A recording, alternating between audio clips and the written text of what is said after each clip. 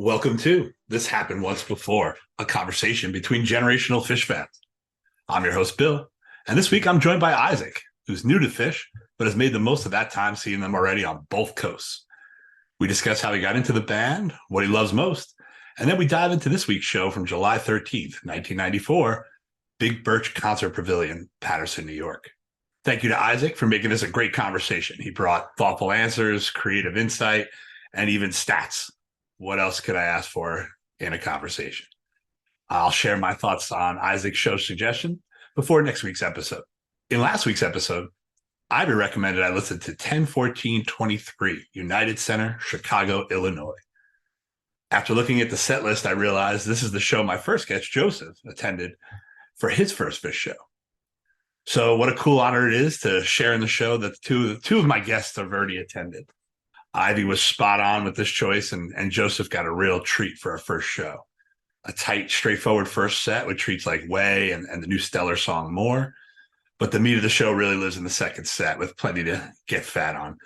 Just amazing Phish goodness from the jump, a ton of highlights, but Joseph's mention of the What's the Use is outstanding, a really ridiculous No Quarter, and Ivy continued her streak of outstanding fluff heads to close the show. The one other highlight I'd like to mention is the Life Beyond the Dream in the encore. I feel this song has taken on a little bit more of a meaning this year with the passing of James Casey, but somewhere around the 7-minute mark, this song really turns into something special, in my opinion. So thank you to Ivy for an awesome recommendation. If you're someone my age and can't enjoy this show the way you did in your youth, I'm not sure what else you're looking for out there. Enjoy this episode as we look at Phish's concert from July 13th, 1994 at the Big Birch Concert Pavilion, Patterson, New York, on the This Happened Once Before podcast. Welcome to another episode of This Happened Once Before, a podcast connecting generations of Phish fans with an older Phish fan discussing their love of the band, how they got to where they are today with them, and we then explore for a little bit an old show that maybe opens their ears to a different side of the band they weren't familiar with. So who am I lucky to have with me today? Isaac is my name. I'm from Oregon, Portland metro area-ish, and I don't know if you want me to just launch into answering rapid fire some of those first questions, but got into Phish 2019, starting 2021. Since then, I've caught 22 shows somehow or another. That's great. And they quickly climbed the ranks of my most listened to music, period, And there's a lot to listen to, right? And that's part of the quest in all of this is, how do I parse through 30 plus years, 40 plus years of music, including studio releases, including these are folks who created fake bands to create new music and have solo projects and all those things. So you mentioned you've been to 22 shows already since 2019. That's incredible. How much have you been able to go back and listen to, let's say pre-2011 Phish? Yeah. So getting into the band when I did was sort of interesting because 2019, early to mid 2019, we're sort of, right in that last era pre-pandemic, and the band is touring, but I'm not quite cognizant enough at first to even go, hey, there's like new stuff that they played a show last week you can go listen to or whatever. So I did a lot of archival listening, and I didn't really know how much stuff there was on Spotify. So I would say the first sort of stuff I listened to, naturally you type in, what do I listen to? Because that was a question I had to ask now. Ask and answer, right? Yeah, you get directed to, a live one or whatever. So I think maybe the first full show I listened to might have been one of the days of the New Year's run, 1994, I think. Okay. It was the first whole live show I listened to. And in terms of in the years since what I've actively ended up listening to, those prime years, you said pre-2011. So some people proclaim, that 97 to 2000 as the whatever. Some people are more, I don't know, those 93 to 95. There's a whole different thing going on there. But in terms of sheer listening content, because of all the new stuff I've listened to, a lot of the newer tours and whatever, and then pretty much all of the archival releases, at least starting in 97. Then you go farther back than that, it gets a little more sporadic. And I've maybe listened to two 80s shows. We got one for a dinner and a movie. I don't know if you were Mm-hmm. up on those, but we got Yep. the 88 one that the Mr. Is that the Avant-Garde Roxy? filmmaker. Yeah, that Yeah, was yeah, that that was was cool. cool. Yeah, Yeah, so I'd say I've listened to progressively less as you go farther back, with the exception of that peak in the cow funk years. sure, sure. And I think that's a great thing to hear with the mindset I have for this podcast, right? And I really wanted to focus when I speak to folks on 88 to 96, and And I it's a liked long that you time ago. selected that range. You're like, I know you've heard, the 97, 90, 98, 99 stuff or whatever, but Yeah, and that opened up a whole new audience to them, and culminating in Cyprus, where they were the largest Millennium concert to happen, right? yeah. All those Yep. things. And this is almost the incubation process before all of that jumps off. Totally. So what do you feel is the best part of the scene right now? Yeah, that was an interesting question to think about. I think the answer I stumbled upon for me personally is the level of nerddom that Phish inspires, the level of You mean maybe starting a nerdiness. podcast or something like that? Well, just the amount of engagement that fans have with the band was kind of what caught me off guard, because I'd been really into a bunch of other bands. And like I'll pick a modern indie artist I really like, Mac DeMarco. I don't know if you know the name, but jingle jangly Stratocaster indie music, super simple, super into him. But I kind of just quietly listened to him by myself. I didn't have a lot of outside engagement with other people that liked him. And then getting into Phish it was immediately clear that there was a whole thing going on. And then that gets expanded upon when you actually go to shows and you meet people, and then you're developing friendships through the band and that whole thing. So, but ultimately the nerdiness, the being a musician, the gear, the amount of information that's out there is just awesome. And I think that's an interesting tact, right? Like the gear aspect of it. I was speaking to somebody at the Dayton show before it started, and they had a Moog shirt on, and I'm like, you must play piano, right? Like people going there with that mindset, right? And then you drill into the fact that there's a whole litany of songs that have never been on albums, and there's a college senior thesis that has a whole storyline to it, and the depths that you can go down once the nerddom kicks in is really insane. Yeah, there really is meticulous so note much there. takers, Phish fans. I love the note taking. Woo! Somebody wrote it down. Oh, I'm sure they'll let us know when we say something incorrect during any of these Yeah, podcasts. Somebody will be putting annotations on there with little, this is wrong. Yeah, But, better I'll fact get over check it. than any presidential debate. Yeah, Well, podcast. Look here, go for it. I'm not here for that, but that's all right. So, is there anything that you think, as you said you got back to a little bit in 97, and do you think there's something about the scene that used to exist that maybe doesn't now?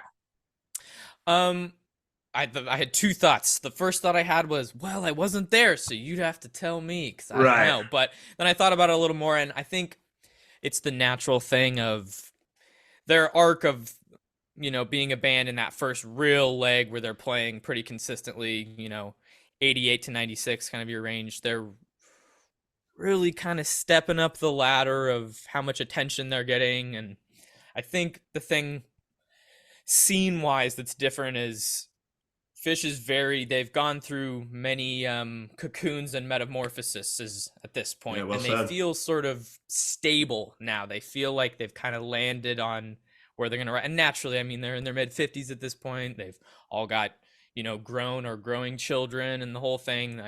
That whole coming back from the breakup, not the hiatus, but the breakup, coming back from that and being like, okay, we're going to play this many shows a year. Yeah. We're going to chill out a little bit, because I think in terms of missing out or whatever, what feels like, is different is there was a real building thing going on with that first leg of Phish, where it was just kind of a little less like, where does this roller coaster top out or whatever? Yeah, the work ethic is insane.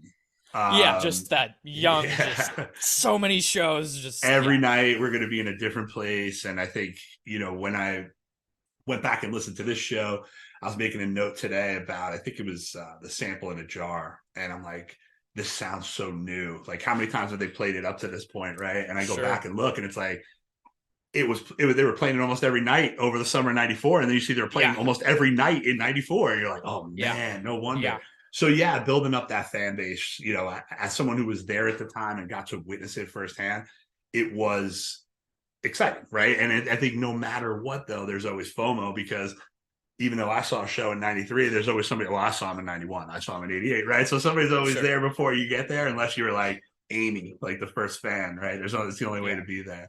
So what's been the most overwhelming aspect for you getting into the nerddom, as you said? Well, I think when you say the word overwhelming, what comes to mind is I've always had a natural propensity as a music listener and as a musician, just the way I ingest things is if something catches my ear, I kind of want to consume, like, I need to know who these people are, what's going on, and just kind of sink my teeth into it. And kind of as we've alluded to earlier, it's like there's just so much. And I had been into the Grateful Dead a little bit, so I had, tickled the notion of hopping around to a big live catalog or whatever. But I think the real thing was like I couldn't get a sense of where's like the core of this band, where's the heart of this thing, because every show you listen, you put on a 2012 show, you put on a 94 show, you put on a 2003 show, and it's like depending on the song, the jam, the show overall, you might get a whole different basket of flavors. So I feel like with a lot of artists, it's kind of easier to pinpoint the essence of the band. Where Phish, I feel like their essences are multiple, and there's kind of a lot to get into. Yeah, I think At the risk I of hear what you're sounding saying. repetitious. No, I think I hear what you're saying. Where I think for people who are into the Dead, they break it up very easily by keyboard players, right? Sure, Whoever's playing sure. piano, and that's that era, right? And I think that's a lot more difficult with a band who's the same four people. Mm-hmm. And Mm-hmm. you can't say that, well, that person's not in anymore, because as they've all said, once there's not one of them, there is no more of that. So yeah, I think that's a really interesting thing, because they do sound very different throughout. And I think one of the things that I've learned going back and listening to these old shows is how many of these songs are still in rotation. Most of You them, know, not all of them. yeah, right, not all, but a healthy amount. And that's not a lazy statement, right? Like, that's something that these songs sound incredibly different Yeah.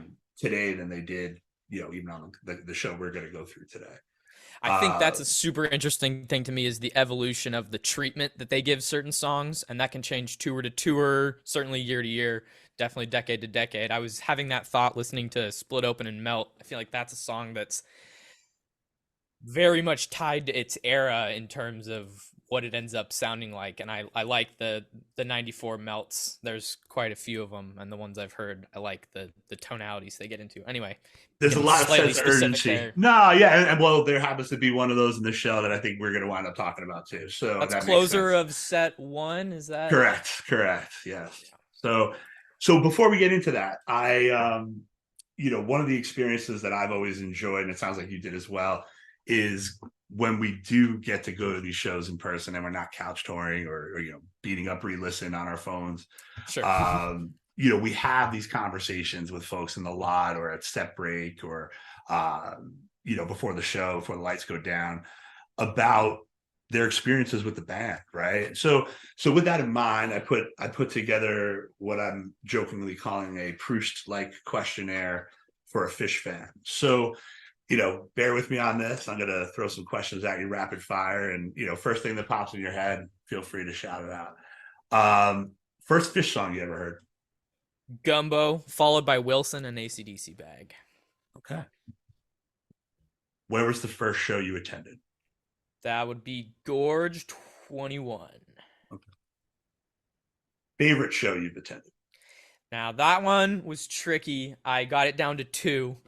Um, Vegas 21 night 2, that's 10/29/21. Super awesome show. And then the second answer, my secondary, my 1B answer is 8/5/22 in Atlantic City. Super awesome. Super awesome. So you've gone coast to coast. Yeah, it was my first time on the East Coast actually. Lifelong Oregonian, never had a I'm sorry, address it had to be outside, Atlantic but City.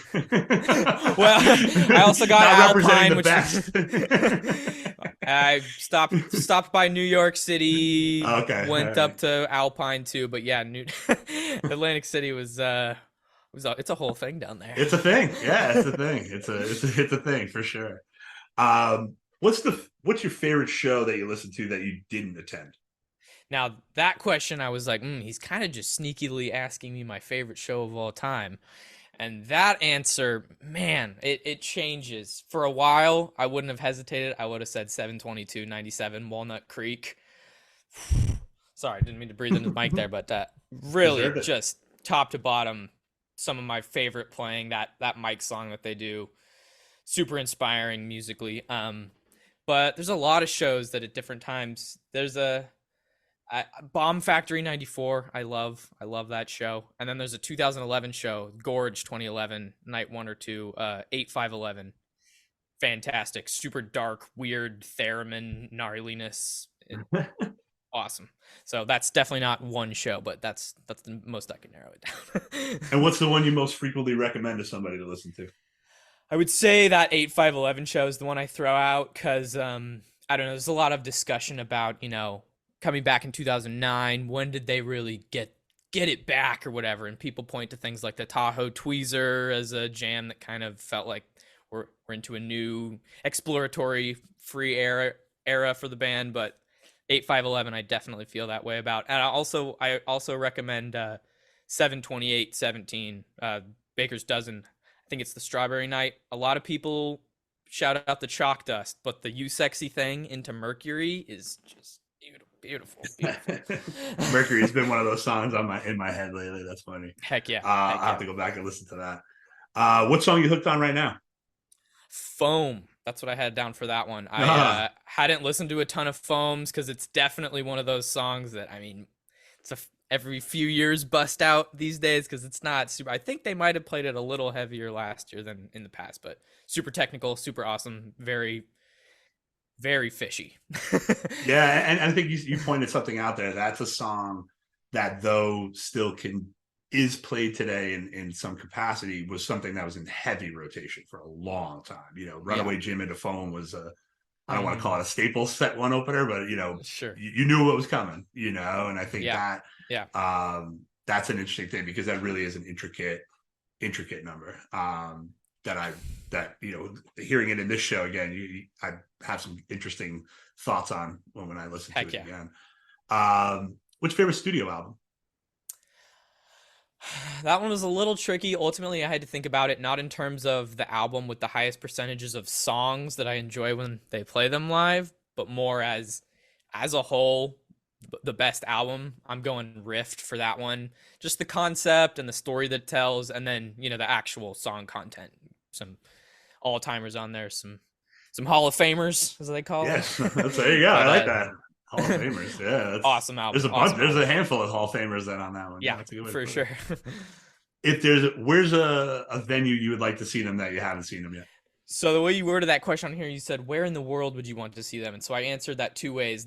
The first was a place I'd never see them, and got to do the bucket list thing and see them at MSG at some point. Haven't made it happen, but just kind of seems like one to do. If I'm going to spend money and go see Phish shows, eventually I need to go to New York. But then more globally, though it will never happen, an Australia run would be sweet. I don't personally see them playing internationally outside of an occasional Canadian show. Probably just logistically, it doesn't make sense. They've got such a obnoxiously huge operation at this point. It's like, all right, how are we going to fly?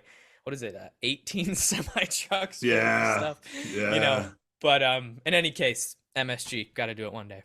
There was a Japan rumor this summer. That was the Phish.jp website. Yeah. I think that part of the world. If you're over there, you might as well. You get a once in a shot on that one. Sure. Yeah. What's your favorite cover song they do? That I also had to answer in a multitude of ways. I went with the one that's pretty much in a regular rotation. 2001. I'm a sucker for the funky, spacey stuff. Love that. And as far as something that's a little bit more in the bust out territory or a little bit rare, I love Skin It Back, which they haven't done in a minute. But the Little Feat, just awesome. Yeah, that was one of those surprise Halloween albums for sure. I'm sure that was one of those they were chomping at the bit to do Heck yeah. for a while. But I just watched a good documentary on him, so interesting. Nice. Um, Nice. boy, man, God, or shit. I've always been a man guy, man. It's Mm-hmm. just good. Just good, just good. I love it. Are you pulling that? Are you seeing what the Oh what yeah, the yeah, breakdown? yeah, yeah, Good, yeah. I'm good. just curious, like because Like I said, meticulous note takers. everybody has a different, vibe to that word, right? Where it kicks in. So I think um it was an interesting thing to me, right? Because it's one of those songs that just there's not much there, but everybody eats up that refrain that they got those four Sure. words going in. Yeah. So we are going to talk about today a show from the summer of '94, which stands out for a lot of reasons. That summer tour starting the June, but '94 is a really big year for them. Um, you know, Starting to play the bigger places and elevating the fan base as we were talking about before we started recording. And this show specifically got sandwiched in between, not only at the time, but probably going back and looking at it, stands up to be one of the crazier weeks in all of Phish history. The week before, there's a full Gamehenge up in Great Woods, Massachusetts. We get this show a couple days later, and then a couple days after this, we get, that Sugar Bush Monster that was, I think, one of the first 5 or 6 official releases that they did. So this one, July 13th, 1994, Big Birch Concert Pavilion, Patterson, New York. Were you familiar with the show before I you listened to was not. And if you go to the YouTube, I just watched it on YouTube because it was up there. it? It's got like 3,000 views or something, it's a little under the radar, but Well, that's good. That's good. And yeah. I Yep. felt it's always been that way. Um, in the era of when I was listening to the band, and full disclaimer, this is one of the few shows in the podcast we're doing in season 1 of a show I attended. So there's a little attendance bias here on my end. But I also was at the July 16th show. So I do have something barometer to bounce this off of. But I think even when we were listening to the shows on tapes and collecting bootlegs and trading with folks and listening to those 4th generation hissy monstrosities, this was always a difficult show to get a hold of. I always remember having only one set of the show, the second set, which is the set you'd like, but I could never piece the full show together.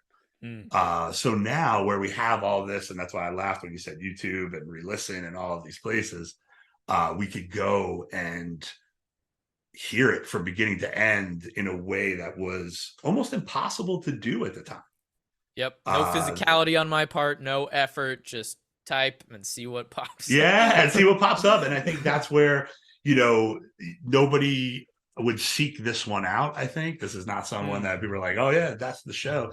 So that's why I wanted to highlight. And when I, started putting the first season together of like, all right, what shows to do? This one always stood out. So going into the show, open up with a Buried Alive, which is always one of those things. I think it's a precursor. That was my first note was I just said shows that start with Buried Alive. I mean, I'd love to see, that'd be a fun stat if you took the average that all Phish shows have scoring wise, and then you took just shows that start with Buried Alive. I bet that average score is at least, there's a measurable percentage difference. Kind of like a punch you in the eye. I'm sure Yeah, that analogy totally. would be there Yeah. too. Yep. Yeah, those numbers work out. Yeah. Yeah. So they come out, and I think at this time, 2.5 minute Buried Alive just gets the crowd going, and really early on, it's a small venue. I think there was only about 2,000 people there. It's a small little ski resort place outside on the mountain. But you can hear the crowd already just on every note. They're screaming and Super yelling. interactive. That was the biggest thing I was surprised by is like they're just playing the Mango song and people are like, yeah. It's like sick. Yeah, I think that there's a couple of spots in that first set, I think, where it really jumped out at me, and one of the things I remember being there was that there was this like pavilion tent they had set up with folding chairs. And by the time Buried Alive was over, those folding chairs were collapsed, passed out, and stacked on the left side. And everybody was just piling into the tent, right? So I think that punk nature of what happened, right? Like kind of set the tone for what's to come as we evolve into the show. That was actually my very first note just said chairs ? Some YouTube comments tipped me off to other people who were there because as you say, it's not necessarily one of those shows that gets sought out. So as a result, a lot of the comments on this YouTube video are people who were there. So it's cool to hear that. Yeah, they're seeking it out because they know what they saw, right? Like when you know what you saw, you're like, I got to tell more people. That's why I wanted to do this one. Pretty straightforward. Poor Heart follows that up, which it's going back and looking at this show. I think it's really interesting. If we use the 21st century lens, this first set, there's no show there's no song that goes past 10 minutes until you get to the ending of Split Open and Melt. But every song is 7, 8, 9 minutes long.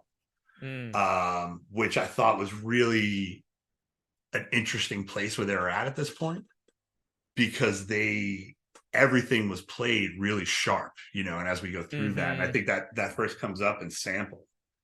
When Sample in a Jar starts, and that I wrote down, you can hear the newness of this.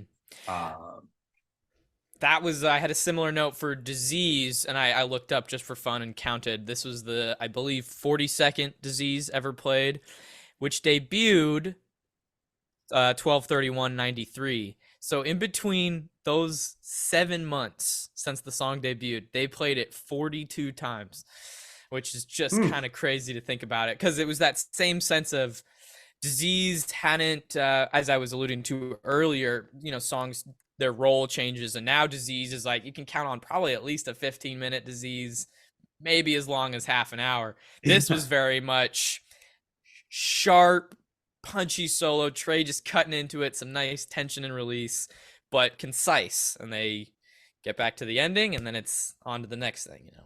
Well, it's funny you use the word precise, because that's the word I have for the next song. Fee. No, Foam. Oh, because I skipped. You were talking about Sample, and then I skipped ahead to Disease, but Foam, definitely precise. Yeah, I think that precision and the newness of Sample and Down with Disease later in the set, like you were talking about. Hoist hasn't been released at this point. I think or it has in the summer, but 12/31, it's not out yet. I think it came out in that spring. So these are incredibly new songs into their repertoire. But a staple that's been there for a while, and I think so the foam, the precision aspect, and I'm happy to use that word because that's what I wrote down for the next one. I thought that leaked in from Sample. It's smoking. That Page has some really cutting lines in there. It's such like if you don't have the tightness on that song, it kind of can just sound all over the place because it's very, jazzy, chromatic, but just an example, like you said, older, right? Because Foam was one of their way back tunes, right? I mean, they've been playing that. They've been in the rotation a long time at this point, right? Yeah, and they had it down to a T. Yeah, and that's precision, and I that's so interesting that you use that word. But maybe that's what we're seeing in this first set with these 7, 8, 9 minute long songs, is that this is us at our most precise. It's Ice, same way for sure. Yeah, sure. You get that later on. Fee is perfect. The crowd of Fee is that's that age group. So we moved from that precision of Foam, and you alluded to the song earlier, but getting a first set Mango is a treat, regardless of era, right? Like I think you're getting that song in the first set, you're like, holy cow, we're only like 5 songs in, and we've gotten Mango. Yeah. Yeah. This is where I make my first note about the crowd. And similarly, that's what I said. Yeah, just people were talking or yelling, not talking, not Yeah, no, chomping. not Yep. chomping. No, no, no, no. It was the best of what crowd interaction can be without being rude or, not involved in what's actually happening. It almost seemed like the band was like, and I know they do this every night, but almost you can feel their vibe on stage changing as Mm-hmm. this energy was coming from the audience, and Mm-hmm. then the second set is reflective of that. And even as we go forward here into this set, but that first set, Mango, and then, I think you said this too, the vocals were a little bit disjointed on Mango. And I said the crowd was with them every step of the way, though, in that whole song. And then they come out on the other side with that Down with Disease, that you had mentioned. That is, uh, there's a couple of words I have here. It gets sideways. There's a precursor, and then ferocious are the words that I Ferocious wrote. for sure. And Tenacious, ferocious. tenacious, yeah, whatever IOUS word you want to use over there. That for sure I felt was one of those that you can hear, you know, the the Jedi tray start popping out at the Oh show yeah. here, Oh in yeah. that Oh yeah. last run of Down with Disease. There it was, Yeah, and they were they were really honing in on this thing where, Trey's playing in key and then they just enter into some tension and he's staying off that root note and then just cuts into the high notes and just textbook tension and release. Very, very hard to do if you it's a hard thing to do. They're pretty good. yeah, I've heard they're all right at that though. Like I heard that's something they do pretty all right. But and I think Yeah. that's one of those things that really attracted me to the band. Right? Was and if you marry that to your favorite studio album, as you mentioned earlier, Riff. There's a lot of that in those Hall of Famers of the mazes Mhm. and the It's Ices and things like that Yeah. have that tension release aspect that's always been a huge hallmark of Yeah. theirs. Yeah. Yeah. So they move into Fee, which, I'm going to bring a little age to this, is one of those songs that was like what I would call a dorm song that like Mm. people who weren't big fans of the band knew Fee and they knew Bouncing Around the Room.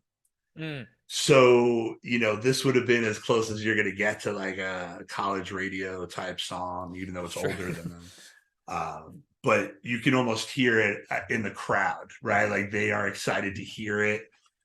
They're participating in it in a way, and I Mhm. think that lifts it up a little bit, more than just like a straightforward fee. They're having fun with it while everybody's listening along.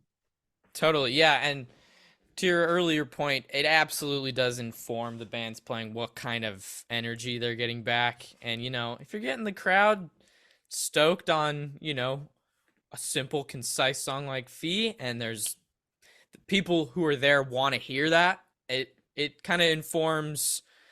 I think I don't want to jump too far ahead, but I feel like if the first set overall has a lot of precision, not that set two doesn't, but it's got this looseness to it. Oh, It that's the point, right? I think that's the dichotomy of what I wanted to show. And I think that's a really great observation. I'm really happy you said that because that's, to me, why this encapsulates this band so well. mm, It has the okay, I want to hear like a classical music piece performed perfectly, and I don't want to hear anybody mhm, mess up. And they're like, "Oh yeah, we can do that." And mhm. then I'd like to attend a hoot nanny with Yeah. some band who's just on their best bet. And I really look forward to that second set conversation because it really is something to this day. And I've seen them probably close to 100 times. I don't think I've ever heard that again, what we Mhm, hear in the second mhm. set, right? Because it's almost like they're playing a backyard gig. Like they're just like, yeah, we're gonna Sure. do this, we're gonna do that. So before Yeah. we're jumping ahead we want to get to to what we want to talk about, but we're skipping a lot of good stuff in here in between because you get a really nice crisp It's Ice. Yeah. Page really standing out in the midsection of that. Very nice, very jazzy. Yeah, it's one of those that it's fully formed at this point. Yep. It's Page's playing is just, I heard this in Pittsburgh this summer. Said, when was the last time Page played a bad note or a wrong note? And it's like, yeah, good luck. Good luck on Tough that. to So, catch him. Very yeah, it's rare. tough to catch him. And then what's interesting, because you said this about Fee and like, hey, if the crowd's down with Fee, we're going to do this. And I would say the exact opposite is what goes into next with Fast Enough for You, right? Like they take the exact opposite route, but it's played to perfection. I had to listen to it again because it's not one you go, oh, I hope they play that tonight. But when I heard it, I was like, whoa, this is like a really, really good version of this song. For a place that didn't necessarily fit when you look at the whole first set and then what happens, in the second set. This is probably the only time they take their foot off the gas for the whole show. Sure. Yeah. I love those moments of, to your point, it's like, no one's going, we're going to this show. Hopefully we get a Fast Enough for You. Not a slight on that song, but just relative to, how, but I've had some of my, oftentimes if I have that mindset about a song and it starts, I'm like, oh, I just got to sing it tight. All right, Fast Enough for You. All right, and then it's like, okay. This is all right. That was all right. Textbook. Yeah. That's what I felt happen. about It this. shows. Yeah, I know very well. The harmonies, executed very nicely. So then after Fast Enough for You, we get, part of what starts to happen at the show with the hilarity ensuing is, I believe in this, he's Greasy Physique, I believe his name in this concert. Yeah, and no vacuum, right? I think that's what the special treat is. You get a trombone solo here for I Didn't Know, which was played pretty well. When I listened to it without reading too many of the show notes, I thought I didn't catch who Trey said, and I wasn't really thinking clearly. I was like, "That's weird. Did they actually get a horn?" And then you listen to some of those notes, you're like, "Probably not. That's probably Phish." But it's not bad. He's got a little thing going on. It's awesome. I love it. They obviously had a trombone laying around after recording Hoist, so might as well take it on the road with you. From Riker's mailbox or something, Yeah, maybe that is. That might even be Riker's trombone. Who knows? That's right. Yeah. And then they close out the set with, I just have exclamation points next to it, but a Split Open and Melt, almost 13 minutes long and worth every second. Yeah, I love that era of Split Open and Melt. I was just recently listening to a Trey interview where he's talking about the difficulty they had with that song because it's got that weird measure of 7/8 or whatever it is out of time, the boom boom boom, which is they keep that going through the jam in most of them, which is not easy to do. But anyway, I think that interview was before the show by a little bit, and he was talking about it clicking for them and it being like, oh, here it is. And I feel like you can hear that in this where they've got the song down. It's been around for when was the first Split Up? I actually don't even know. I would say at least I think 89. So you're looking at the song old as well. 5 years. Yeah, because it's in that era of Trey giving people like sheet music that he had written out, right? Yeah, like, all right, boys, Coil. Figure this. Yeah, the real composer Trey stuff, which is awesome. But yeah, the jam is just cohesive and it goes somewhere. It kind of steadily it snarls more as it goes on, and then eventually topping out into some awesome high energy stuff. Great set closer. Yeah, I have to get better at when these monster songs come up in the set of writing more things than just exclamation points next to it. But, well, sometimes that's really all it more needs. than a bunch of words could. But yeah, it's worth the listen. It's hot. It really is. Well, hot is a good segue to get to where we're about to kick off for the second set. Again, I mentioned earlier, I don't think I've ever heard anything like it since. It's not. You said not Phish at their most precise, but it is Phish at their most fun, loose. What are you game for today? Totally. Maybe they got dosed tonight mindset, right? Like, I mean, this really that's odd quickly. Oh yeah. It was funny listening to this. I would say maybe the first, I don't know what the runtime is on it, but maybe the first 5 minutes, I'm like, yeah, this is, we're in possum territory, but you can tell they're having fun with it. The intro even, I remember just feeling like it's got that they're excited to get into this one.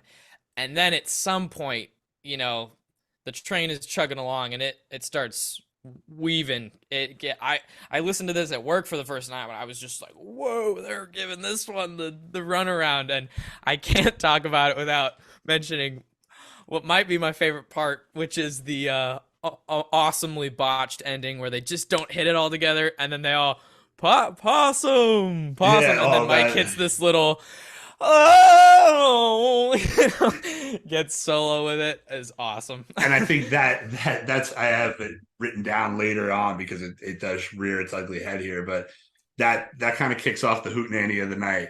You know, Totally, totally. that ending of Possum goes into what I remember at the time, especially because I was still a really new fan at this point, Yeah. being more confused than I've ever had in my life at a Phish concert. I thought I knew the songs, right? And Yeah, then you I hear don't know this. these at all. Yeah, and I still don't. I don't know these words, but this is one of the cooler things I've ever think I've seen them do live. And it's one of those things that you couldn't make up before the night started. And it just how it happens, I don't know. Why it happens, who the hell knows? Oh, you got an answer. Okay. I'm gonna postulate. I think it was Mike. I'm gonna blame it on Mike. I think Mike was just goofy Mike because said if you no. listen, well, he said he didn't say yes or no. He said something else. Because they're doing this intro right, and the cavern intro, and Paige is very clearly doing the chords. Fisherman's doing the beat, but then Mike just insists on going da-dum, da-da-da-dum, and stays on the low note. Da-dum, da-da-da-dum. And I think Trey hears that and runs with it, and it almost feels like they hadn't fully switched until Trey started singing, and then everyone was like, "Okay, we're doing a little mashup here," which is awesome. Well, I think that is a testament almost to him to be able to sing it in time with the wrong music, right? Yeah, And yeah. his musicianship. And then I think one of the highlights of the second set is when they come back into it, when they close it with camera. Yeah, I mean, Yeah, yeah. I don't They want to had give to the do it. yeah, and I don't want to give the crowd too much shine in this thing, but I obviously am. But like you hear it right there where they are just like, holy crap, what the hell Yeah, did we just hear? yeah, You yeah, know, and it's even listening back all these years later, you kind of just smile. You're like, oh yeah, this is why yeah, I got into this yeah, band. Like this is yeah. crazy stuff, and it's fun. You know, it's just so much fun to listen to all these years later. But you know, participating at the time as a 20-year old or whatever I was, you know, it was amazing. Then one of the most fun songs. Yeah, I'm assuming this was right around the time it started popping its head into the shows. NICU. Yep. Uh, just really, you know, weird songwriting, nice little funky reggae beat almost, Heck and yeah. uh, just you know, and it's a really solid 6 minutes. Like it's not a we're not going anywhere with it, but it's a real um, not as new as they say the sample or disease felt, but still like Mm-hmm. playing like that new putty within their hands on that Mm-hmm. one. Yeah, I think the precision from set one sort of pokes its head back in because they're having fun with this possum, this cavern, and that loose energy. But then in ICU, just every note exactly where it should be. That was the song where I was like, man, Trey's 94 tone, just delicious, absolutely delicious. That was the crack that got me. You know, that can't that was that tone was the one that got me hooked. You know, I couldn't.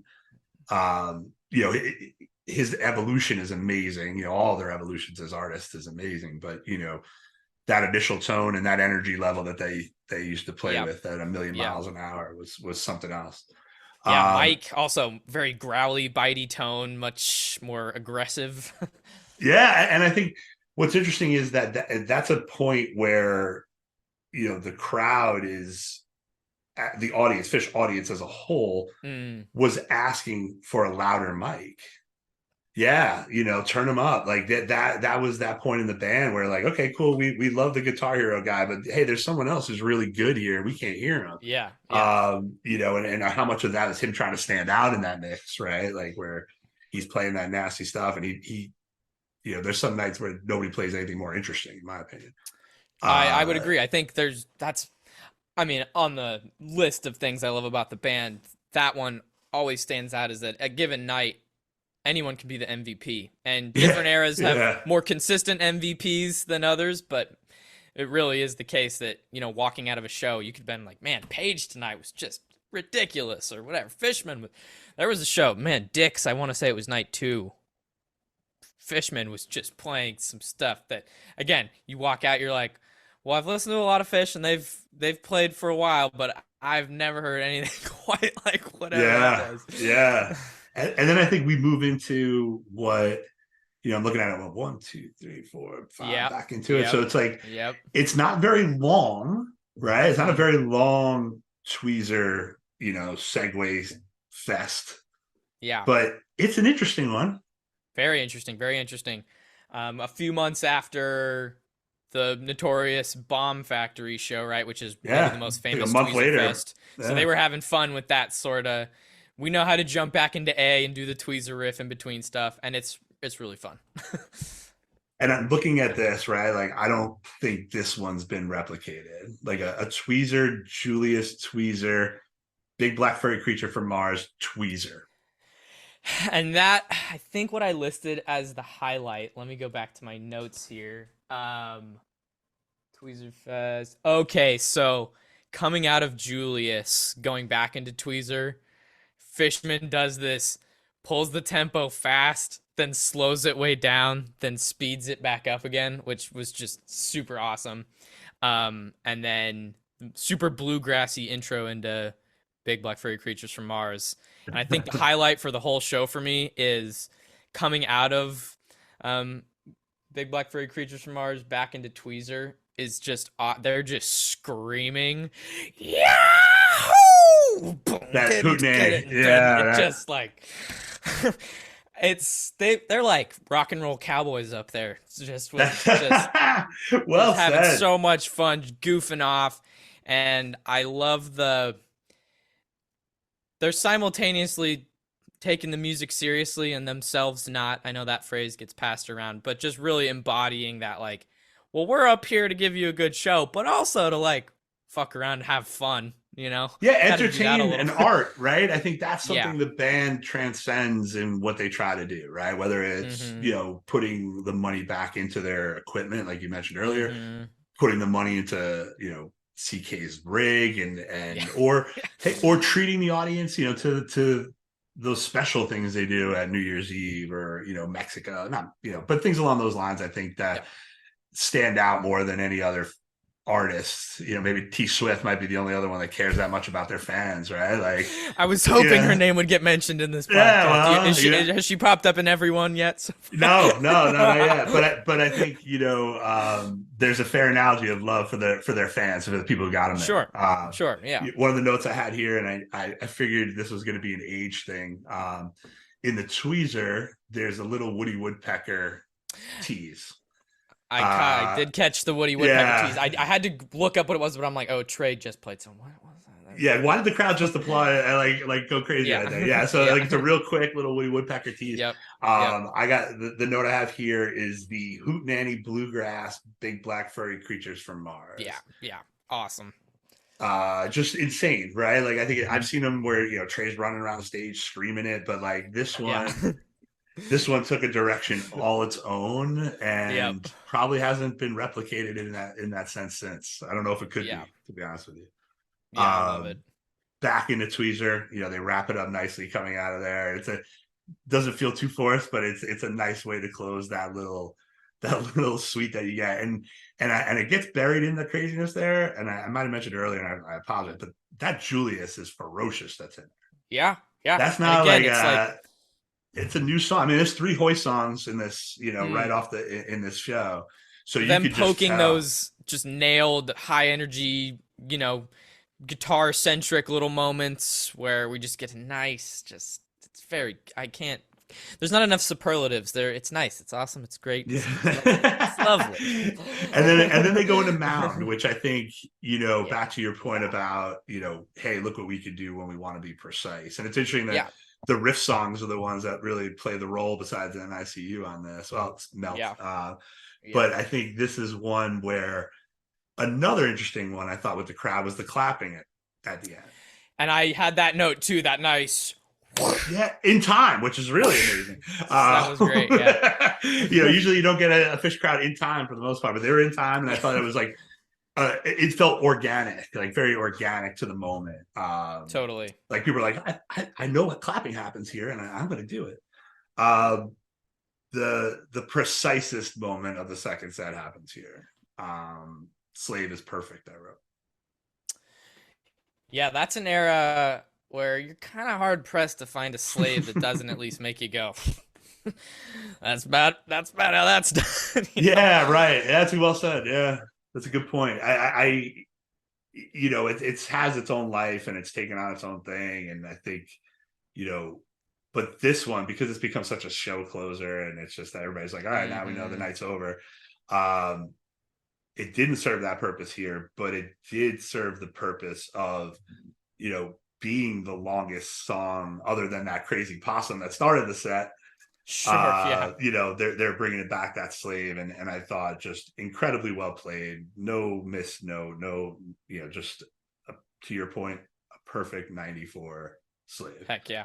And then probably the most like wrote song of 1994 to close the show, Susie Greenberg. Something that they played very consistently for a very long time at that point. A crowd favorite as it usually is, but I think it's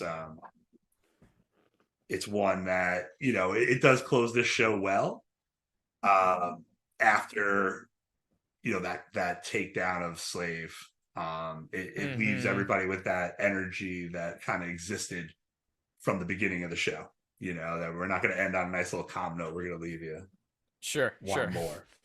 Yeah, the Susie was good. I don't remember, did I write a note about the Susie? Oh, I think there were some slave teases. He teased the melody to Slave. Just those little last song bleeding into the next one a little bit. I love those little touches.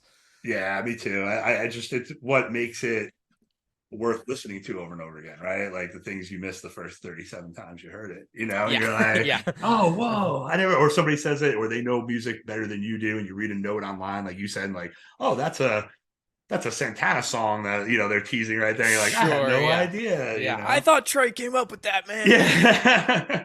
Oh, you'll call my Vaz, not Trey. How dare Yeah. you? So speaking of energy level, the encore, even though it consists of 2 songs and all of about maybe 5 minutes, feels almost Ramones-esque in its energy and power and time spent, up tempo, My Sweet One, which is kind of oxymoronish, but I felt deserved that here. Yeah, and it got a good amount of bluegrass here. I mean, I feel like they played those bluegrassy tunes more frequently back then than nowadays, but just they had I don't know, Fishman always stands out to me on those, as Fishman and Mike really just laying down those nice, fast bluegrass, Driving the bus. Yeah. And then, the reprise, it's always kind of the greatest 3 minutes in rock and roll. Yeah. There's a reason they steal it for sports and stuff, because it's just, Yeah, I mean, it really is one of the best riffs anyone's ever created on a guitar. Do you know the Pantera song though? Do you know? I have heard that story. I haven't seen them live, so I'm going to stick to what I know.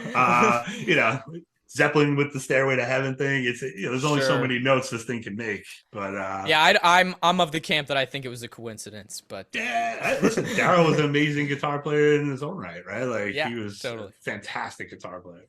So, as someone who hadn't heard this show before or dove too deep into this era, would this be a show that you would recommend to a newer fan?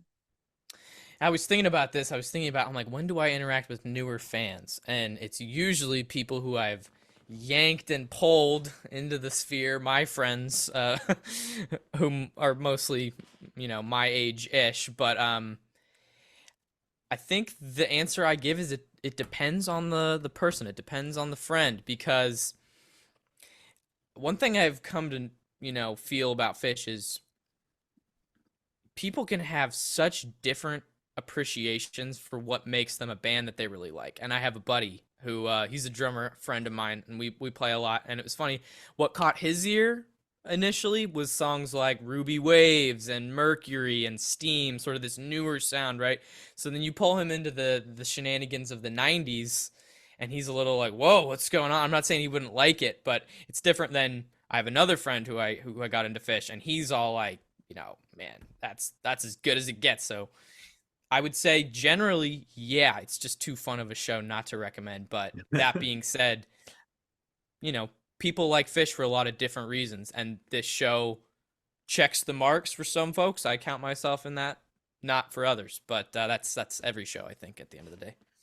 100%, right? And I think there's something in there for everybody, to your point. But what we were talking about earlier about somebody who's, introduced to Phish on a level of Mercury and Steam and this group that exists in its current state, it would be hard to rectify this a little bit of like, this is the same band, right? Like this sounds completely different than what I've grown to really like. So yeah, no, I appreciate that. I appreciate that honesty and feedback. Now, I also asked you to do a little homework and recommend a show to me post 2011 that you think I should go out there and listen. This might have been the hardest part, because it was like, all right, well, I want to be careful not to recommend him a show someone probably has already recommended him, and I don't want to go too normal with it, give you some answer of, you should really listen to Magnaball, dude, it's pretty good. But the answer I settled on was 10/20/21. I picked a show I was at, so attendance bias acknowledged. Eugene, if you haven't heard it. It's a really great, I was trying to think about it kind of in terms of the way I felt you were framing the show, which is you're getting a younger person to talk about an older show and sort of, being a little bit. And I think that show is a really good example of just like a solid, fundamental modern Phish show. And it's got, the band that they were, shines through, and you see that a little bit. But the things that they're sort of honed in on now are really present. The first two tracks they jam on, I think they do, pardon me while I pull this up here. I want to say they open with a Mr. Completely and then go into Energy. Both newer, not necessarily new, but newer. Really good, light type 2 jamming right out of the gate in the set. And then there's a timbre in there that's super awesome. And the standout is a 29-minute Ruby Waves, which just kind of exemplifies to me, what I get really excited about is, I think what new Phish is sort of better than they've ever been at is those long, extended, exploratory, communicative, tonal chaos jams where they're hitting you with sounds that they haven't before, and a lot of good interplay. But it's a solid show overall. I think you'd enjoy it. I'm looking forward to it. I feel like almost Ruby Waves is a standard 20 minutes now, regardless, wherever you go. It's one of those on that list. Yeah, it gets. Yeah, just everywhere I turn. I think it was Wisconsin had one. Everybody's got a Ruby Waves, and that's where we're lucky, right? Because I think the place that they're at as a band right now is that any song from any era could be that 29-minute song. Yeah. And that, what a lucky fan base we are to be able to have a conversation and talk about shows that happened last week or a couple of weeks ago, or 30 plus years ago. So thank you so much for taking the time in this conversation. It was really cool to get to talk to you, and I really appreciate your feedback. Your insight was incredible. I'm looking forward to this show, and if there's anything you think of after the fact, feel free to reach out. But I'll send you a note and let you know what I think of 10/20/21. Cool. This is awesome, Bill. This is a cool thing you're doing. Keep it up.